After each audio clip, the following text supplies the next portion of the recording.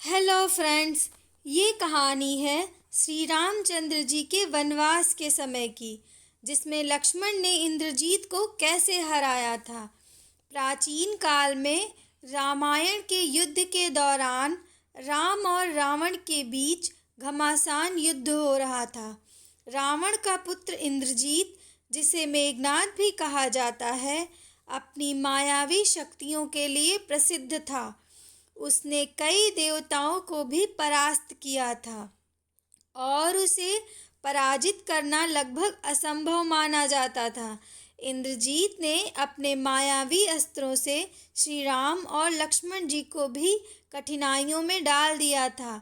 जब इंद्रजीत ने राम और लक्ष्मण पर नागपाश नामक अस्त्र चलाया तो दोनों बुरी तरह से घायल हो गए।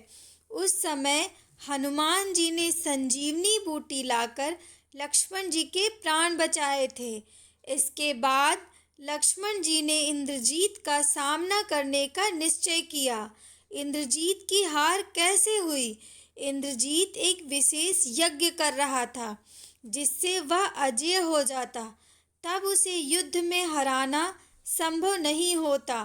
विभीषण, रावण का भाई, जो श्री राम की ओर से थे, उन्होंने लक्ष्मण जी को इंद्रजीत के इस रहस्य के बारे में बताया। विभीषण ने लक्ष्मण जी को बताया कि यदि यज्ञ को बीच में ही तोड़ दिया जाए तो इंद्रजीत को पराजित किया जा सकता है। लक्ष्मण ने अपने सैनिकों के साथ युद्ध स्थल पर हमला किया और यज्ञ को नष्ट कर दिया। इससे इंद्रजीत की शक्ति कमजोर हो गई और वह मायावी युद्ध नहीं कर सका। इसके बाद लक्ष्मण ने वीरता और धैर्य का परिचय देते हुए इंद्रजीत का वध किया और रावण की सेना को बड़ी क्षति पहुंचाई। कहानी की सीख।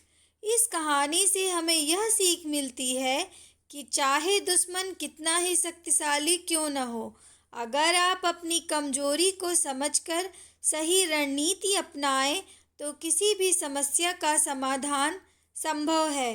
धैर्य, सही ज्ञान और बुद्धिमत्ता से बड़े संकट को भी पार किया जा सकता है। दोस्तों, अगर आपको ये कहानी पसंद आई तो ऐसे ही और बहुत सारी ज्ञानवर्धक कहानियाँ सुनने के लिए मेरे चैनल को लाइक करिए, सब्सक्राइब करिए। Thank you for watching.